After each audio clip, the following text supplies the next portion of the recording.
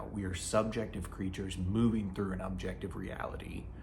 And I've often been kind of curious about how the idea of collective subjectivity is sort of this this medium between the two.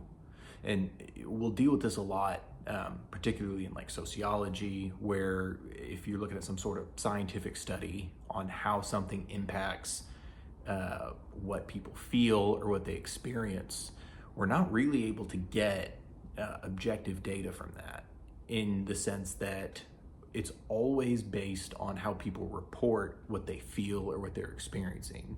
Like, there's no such thing as happiness units.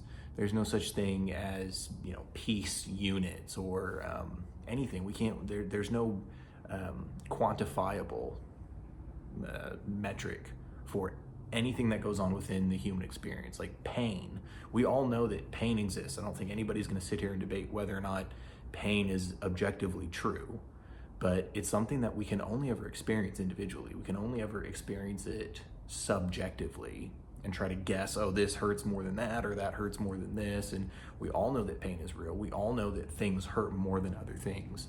So those are objectively true facets of reality. But again, we can only experience them subjectively. And this really, I think the reason this stuck with me so deeply, especially at an early age, is because being grown up super religious, wondering what people are experiencing or not experiencing is so much at the core of a lot of the debates people will have over what to believe or what not to believe and why to believe it. I mean, I've personally never had anything as far as an internal experience goes that leads me to believe that, the Holy Spirit is real, or that, people talk about Jesus touched their heart. Like, okay, you kind of got to just take somebody's word for it. I have close friends and people that I have good relationships with who will talk about experiences they've had in that regard. And all you can kind of do is say, okay, I guess so. The weirdest example of this to me is that no touch energy kind of kung fu guy. I'll post a link to a video on it, but basically there was a guy who was teaching people like magic kung fu, and there's a video of him doing it on his students, and his students are flopping and flying all over the place. He's waving his hands and shooting blasts at them. And again, all the people in his dojo training with him are throwing themselves all over the place and acting like they're getting hit. And I just wonder, what is going on inside those people's mind? Like, what are they experiencing? Is it just they're caught up in the moment, they're going with the collective, they're everybody else is doing it, and so they're kind of doing it? Humans have an ability to gaslight ourselves. There's a really weird sort of internal deception you can see people do, where it's like they'll lie to themselves about something, and then they will honestly try to communicate that to everyone else. It's the source of how everything kind of breaks down, is because we all know there's objective reality, and then we all know there's, again, we're subjective creatures moving through it.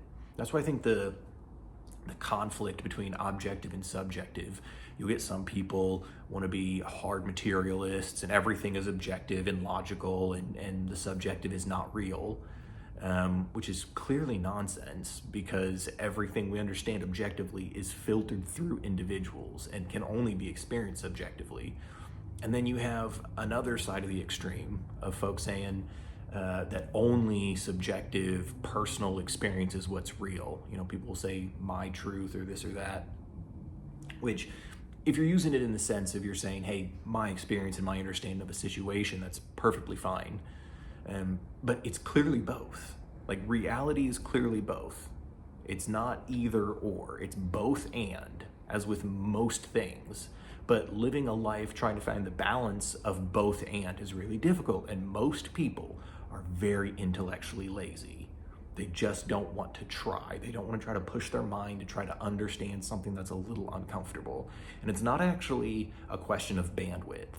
It's really not, because it's actually easier to go through life with a sense of harmony and a sense of balance and a sense of like mutual understanding and awareness, rather than get locked into one side of an extreme and constantly feel like you're being besieged by the tyranny of the other side and you have to oppose it all the time.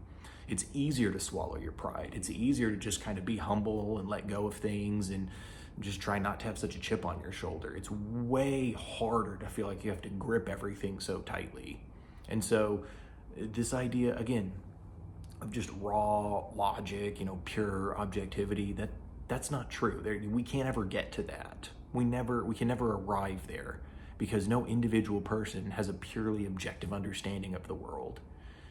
And at the same time, the idea that only subjectivity is true and only what people experience is real is also only half of the story, because we all know that there's an objective reality. We all know that there's math and there's art, and you kind of go around in a circle and they meet at the other side. So that's always what's fascinated me the most about life.